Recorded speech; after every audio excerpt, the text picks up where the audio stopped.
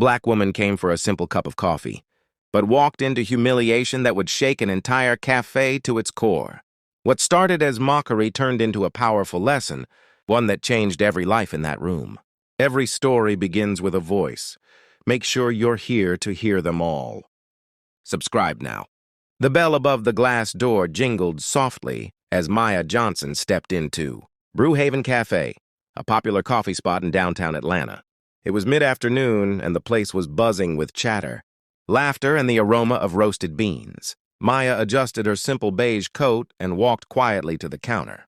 She had come here often after her shifts at the community center, but today was different. She was tired, her mind heavy from dealing with kids, schedules, and reports. All she wanted was a cup of coffee and a few minutes of peace. The cashier, a young white girl named Becca, was chatting with her co-workers behind the counter. Their laughter was loud, careless. They barely noticed Maya standing there for almost a minute. Maya smiled politely. "Excuse me, can I get a caramel latte, please?" Becca turned with a forced grin. "Yeah, sure. 1 caramel latte." Her tone was sharp, dismissive. She tapped the order into the screen, then glanced at her co-worker Tyler, who was leaning against the espresso machine, smirking. Tyler whispered something under his breath. Becca laughed. Maya heard the giggle but ignored it.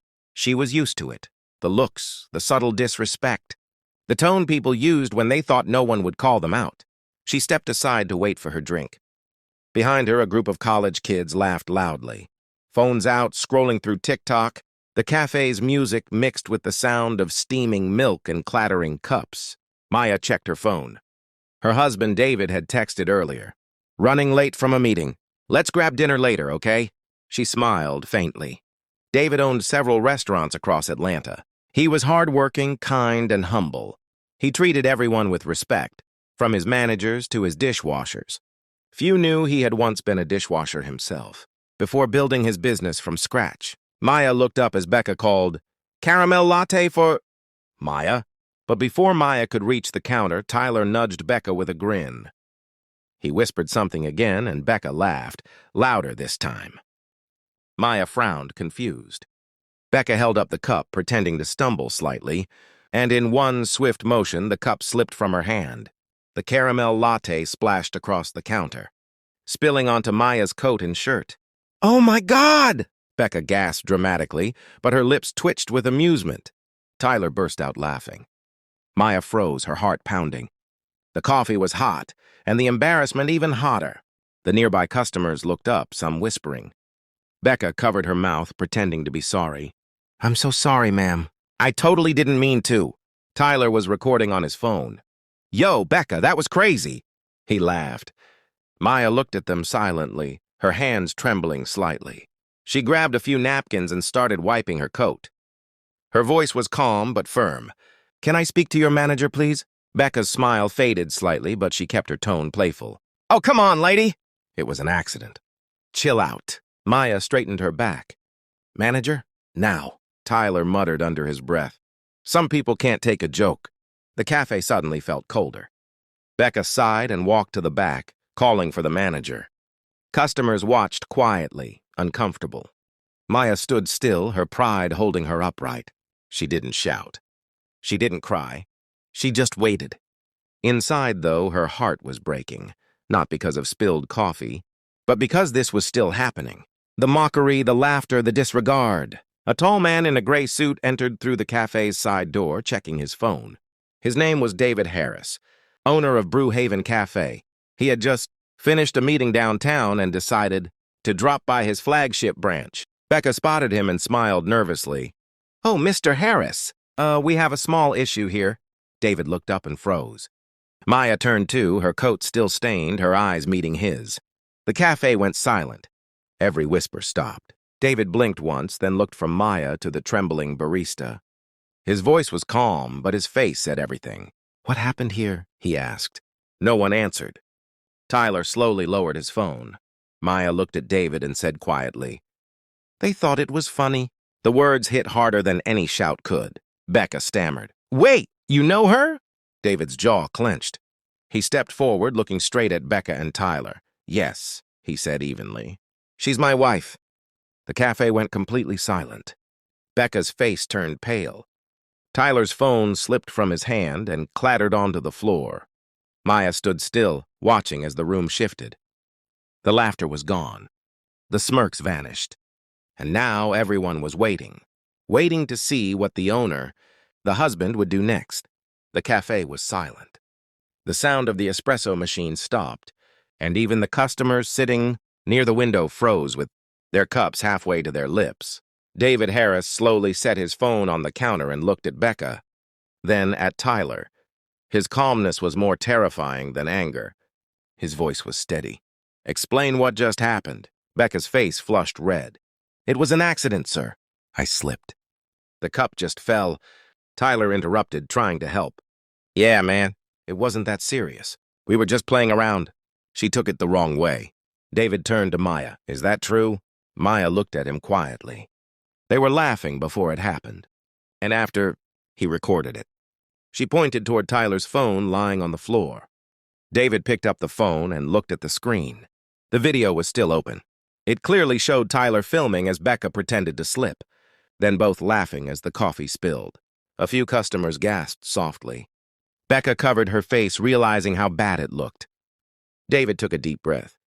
He looked around the cafe, his cafe, filled with people who now stared at him, waiting for his response. He turned to his employees. "You think this is a joke? This is not a playground. You just humiliated a customer, and not just any customer. You humiliated a person who came here for peace," Becca whispered. "We didn't mean to." David cut her off. "No, you meant to laugh. You meant to record it, and you thought you'd get away with it, because you assumed she was just another face, right?" Neither of them answered. David's eyes softened when he looked at Maya. "I'm sorry this happened," he said quietly. "You should never have to experience this in a place that carries my name." He turned to Becca and Tyler again. "Hand over your aprons. You're done for today." Becca's lips trembled. "Please, sir, I really need this job." David didn't raise his voice. "Then you should have respected the people who walked through that door." Tyler looked down, his bravado gone. "We didn't know she was your wife," David replied firmly. "That shouldn't matter." The cafe remained silent as they both removed their aprons and walked out slowly. A few customers clapped quietly. Others just stared in disbelief. David took a napkin and began helping Maya clean her coat. His movements were gentle. "Let's go home," he said softly. "You don't deserve this." Maya nodded slowly. As they walked out, the bell over the door jingled again. But this time, the sound felt different. The laughter was gone, replaced by the weight of realization. Behind them, the new manager on duty stood frozen, already calling the HR office. The cafe that had once been full of chatter was now filled with whispers about what had just happened. Outside, David opened the car door for Maya.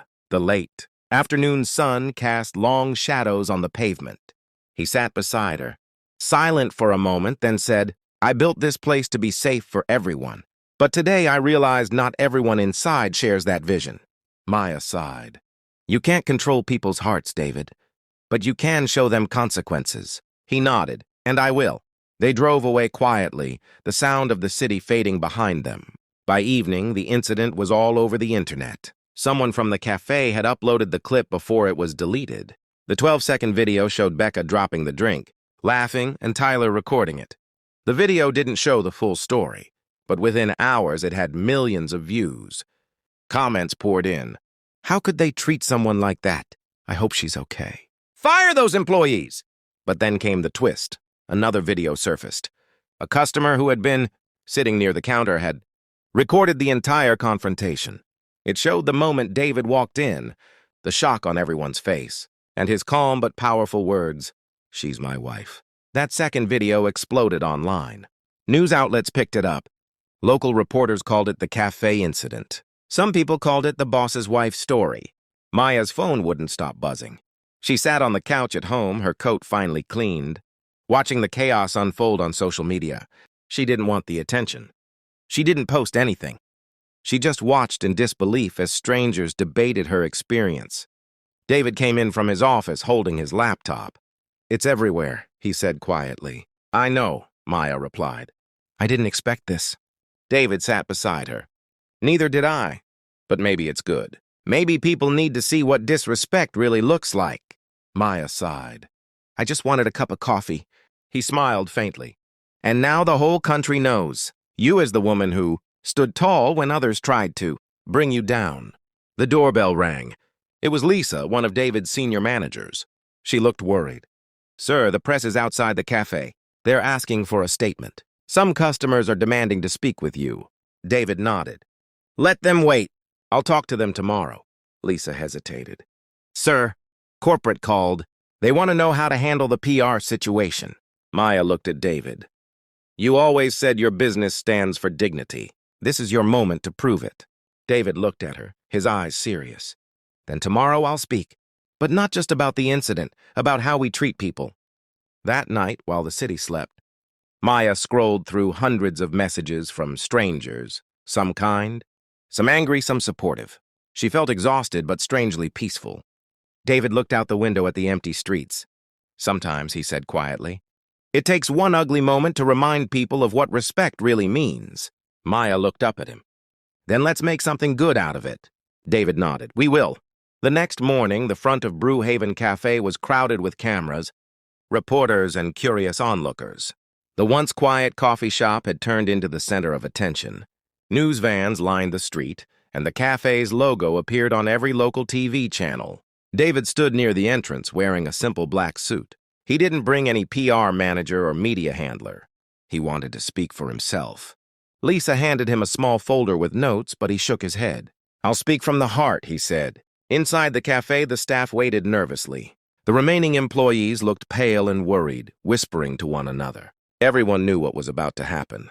A reporter called out, Mr. Harris, is it true your employees harassed your wife? David stepped up to the microphones. Yes, he said simply. What happened here was unacceptable. 2 of my employees thought humiliating a customer would be funny. They laughed.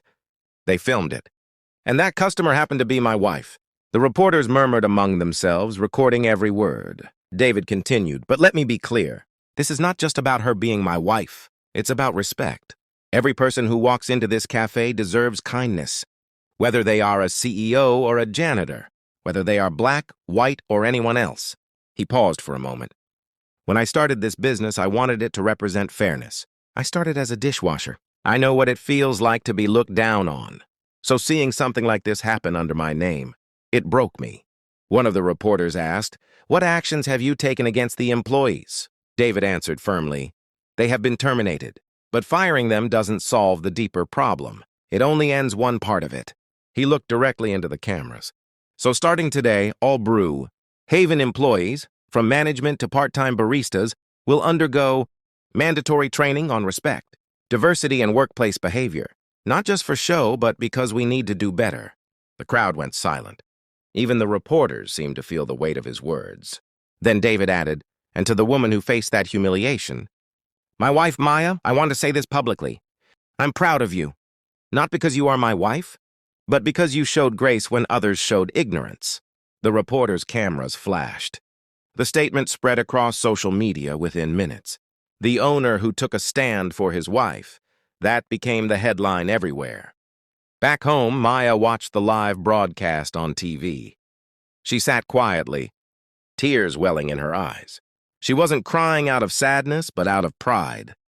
David returned home later that evening. As he walked in, Maya stood near the window. You did well, she said softly.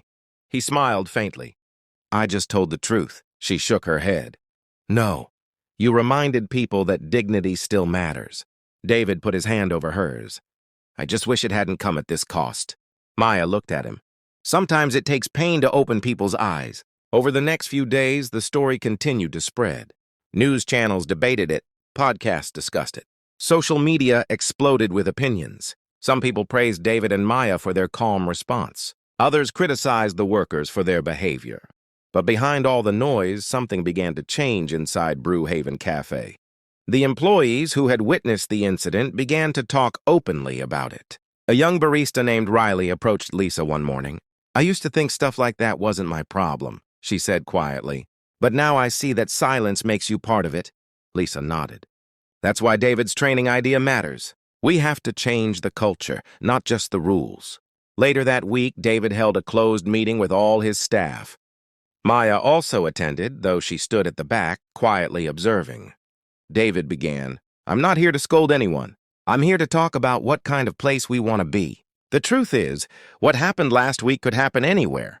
People laugh, people record, and they forget that there's a person on the other side of that moment." He paused, scanning the room. "Respect doesn't mean being perfect. It means remembering that every person deserves to be treated as human." A young barista raised his hand. "Mr. Harris, are Becca and Tyler gone for good?" David nodded slowly. "Yes, but I don't hate them. I hope they learn something from this. We all should." The staff nodded, their faces thoughtful. After the meeting ended, Maya spoke softly. "I just want to thank everyone for listening. What happened hurt. But what matters now is that it never happens again. Not to me, not to anyone." The room was quiet for a moment before a few employees clapped. Soon, the entire team joined in. It wasn't loud applause, but it was gentle, genuine. Over the next few weeks, the cafe saw a surprising change. Customers began returning, not out of curiosity, but out of support. Some left notes on receipts. Respect matters. "Thank you for standing up." Maya visited again one afternoon. This time, every employee greeted her warmly. Riley handed her a latte with a smile. "On the house, ma'am. Thank you for giving us another chance." Maya smiled back. "It's not about a free drink. It's about a fresh start." Outside, a group of college students sat discussing the incident. "That cafe's story hit different," one said. "Makes you think about how we treat people." And for David and Maya, life slowly returned to normal. But the lesson stayed. Respect wasn't just a rule, it was the foundation of everything they stood for. That night, as they sat on the porch watching the sunset, Maya said quietly, "Funny how something so small became something so big." David nodded. "That's how change starts, with one small moment." He looked at her and smiled. And this time, the world was watching. Becca sat on the edge of her bed, scrolling endlessly through her phone. The video had spread to every corner of the internet. Her name was in the comments, her face in the thumbnails. She had turned off notifications, but still, every few minutes, a new headline appeared on her screen. "Barista fired after harassing black woman. Owner defends his wife in viral cafe incident." Becca threw her phone aside and buried her face in her hands. She had been suspended before the firing, but when the termination email arrived, reality finally hit her. The joke wasn't funny anymore. Her mother knocked on the door gently. "Becca, honey, are you okay?" Becca didn't look up. "No, Mom, I ruined everything." Her mother sighed. "People make mistakes, but you have to own them. You can't hide forever." Becca's voice cracked. "It wasn't supposed to go that far. Everyone used to joke like that at work. I didn't think about how it would make her feel." Her mother said softly. "You didn't think, and that's the problem. Now think about how to make it right." Becca sat silently, staring at the floor.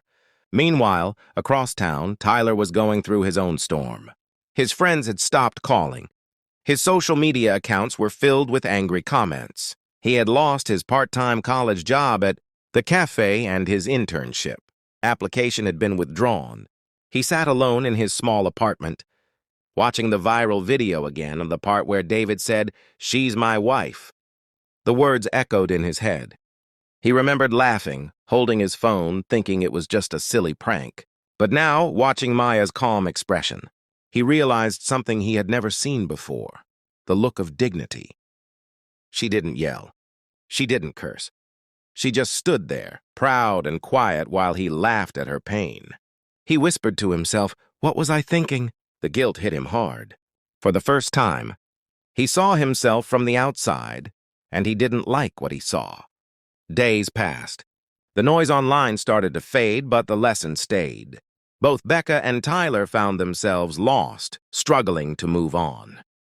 Then one evening, Becca opened her laptop and searched for Brewhaven Cafe. She found out that the company had started a new training program called Respect in Action. It was open to the public, free for anyone who wanted to learn about empathy and equality. She stared at the screen for a long time. Then, without overthinking, she signed up. Tyler, on the other hand, decided to write a letter. He didn't know if Maya or David would ever read it, but he needed to say something. He wrote, "I don't expect forgiveness. I just want to say I'm sorry. What I did was wrong. It wasn't funny. It was cruel." Watching that video now, I realize how blind I was. You didn't deserve that. No one does. I've learned more from that one mistake than I ever did from any class.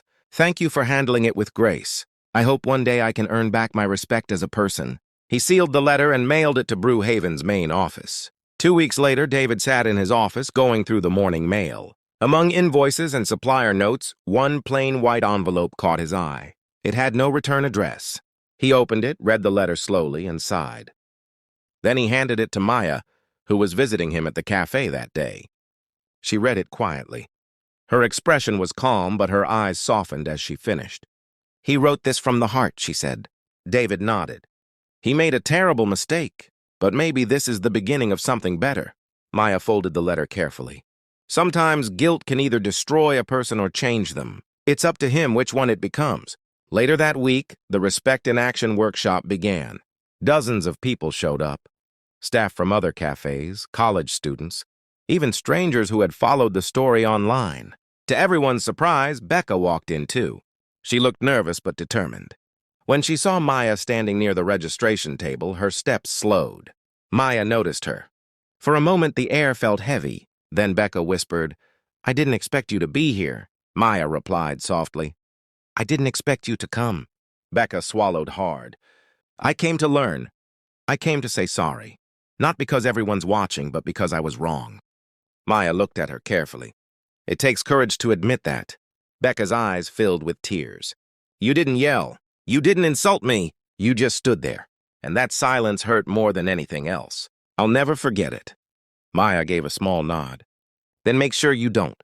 As the workshop started, Becca sat in the front row, taking notes, asking questions, and listening deeply. She wasn't trying to erase her mistake. She was trying to grow past it. At the end of the session, Maya spoke to the group. Her voice was calm, sincere. "Respect isn't about who's watching," she said. "It's about who you are when no one is recording. What happened to me could happen to anyone. But how we respond, that's what defines us." Becca clapped softly, tears in her eyes. After the session, David walked over to Maya. "You did more than teach a lesson," he said. "You gave people hope that they can change." Maya smiled faintly. "Maybe that's the only way real change lasts." Outside, Becca stood near the sidewalk, breathing in deeply. The cafe behind her was still the same building, same smell of coffee, same warm lights, but everything inside it had changed. For the first time in weeks, she felt something she hadn't felt since that day. Peace. She whispered to herself, "I won't waste this second chance." And as she walked away, the sun dipped behind the city skyline, painting the streets in soft golden light. Not the light of perfection, but of redemption. 3 months passed. Life slowly returned to normal at Brewhaven Cafe. Customers no longer came to gossip. They came for the coffee, the calm, and the kindness that now filled the place. The new staff worked hard, always greeting customers with warmth. Posters on the wall read, "Respect starts here." It wasn't just a slogan, it had become the cafe's identity. One afternoon, Maya visited again. She sat near the window, sipping her caramel latte, smiling as she watched the staff work with quiet professionalism. Lisa walked over. "It feels different now, doesn't it?" Maya nodded. "It feels alive." As they talked, someone entered through the glass door. Maya looked up and froze for a moment. It was Becca. She looked different now. Simpler clothes, tied-back hair, no makeup, no nervous energy. Becca saw Maya and walked toward her slowly. "Hi," she said softly. Maya smiled. "Hello, Becca." Becca hesitated. "I wanted to thank you again. The workshop changed me. I've been volunteering at a local youth center, teaching teenagers about empathy. It's strange how one bad moment can turn your life around." Maya listened with quiet pride. "I'm glad you're using it to do good." Becca nodded. "I don't expect forgiveness, but I just wanted you to know I'm trying." Maya looked at her gently. "Forgiveness isn't something you ask for. It's something you live out." "Keep doing what's right. That's enough." Becca smiled weakly, tears in her eyes. "Thank you." As Becca turned to leave, David came out of his office and saw her. For a moment, the air went still. But instead of anger, he simply gave a small nod. "Becca," he said, "I heard about what you've been doing. I'm proud of that." She looked surprised. "Thank you, sir," David added. "We all fall, but not everyone gets up the right way." "You did." Becca smiled, nodded, and quietly left the cafe. Maya watched her go and said softly, "Sometimes the hardest thing isn't forgiving others. It's forgiving yourself." David looked at her, smiling, and she just started that journey. Months later, David was invited to speak at a business conference in Atlanta about leadership and ethics. Hundreds of small business owners attended, eager to hear his story. He stood on stage with a simple slide behind him, "The Cost of Disrespect." He began, "I used to think leadership was about running a good business, about profits, staff, and reputation. But then one day, something happened in my cafe that changed how I see everything." The audience listened intently as he recounted the story. The spilled coffee, the laughter, the confrontation, and the truth that followed. He said, "In that moment, I realized something important. We train people to make coffee, to handle customers, to follow rules, but we rarely train them to be decent human beings." The room went silent. David continued, "That's when I learned respect cannot be taught in a manual. It has to be lived every day in every choice we make." After his speech, many attendees came up to thank him. One cafe owner said, "Your story made me rethink how I treat my employees." "Thank you," David smiled humbly. Then it was worth sharing. Later that evening, as he drove home, he thought about how far they had come, from pain to purpose. At home, Maya greeted him at the door with dinner ready. "How did it go?" she asked. He smiled. "Better than I expected. I think people are finally listening." She nodded. "Good, because respect should never go out of style." They laughed softly, sitting together at the table as the city lights glowed outside. A year later, Brew Haven Cafe had become more than just a coffee shop. It was a symbol of change. Every new employee was trained not just to brew coffee, but to understand empathy. A mural now decorated one of the cafe's walls. It showed two hands passing a cup of coffee with the words, "Everyone deserves respect." Maya often visited on weekends, not as the owner's wife, but as a friend to the staff. She listened, shared advice, and sometimes just smiled quietly from her favorite seat by the window. One morning, she noticed a group of high school students recording a small documentary about workplace kindness. One of them came up to her and asked, "Ma'am, is it true this cafe story went viral because of a prank?" Maya chuckled softly. "Yes, it did." The student looked surprised. "So what happened after?" She smiled gently. "After, people learned. Some lost their jobs. Some found themselves. And some discovered what respect truly means." The student paused, then asked, "And what about you?" Maya looked out the window, the sunlight reflecting in her eyes. "I learned that dignity doesn't need to shout. It speaks loudest when you stay calm." David walked in just then, placing a cup of coffee in front of her. "Still teaching the world, huh?" he teased. Maya smiled. "Just reminding them." He sat beside her, looking around the cafe filled with laughter. "Kindness and peace. It's amazing," he said, "how something so painful turned into something so beautiful." Maya took a sip of her coffee. That's what happens when love meets respect. Outside, the sun rose higher, filling the cafe with warm light. Customers chatted, baristas smiled, and life moved forward, simple, human, and kind. And though the viral video had long faded from the internet, its lesson remained, not in headlines, but in hearts.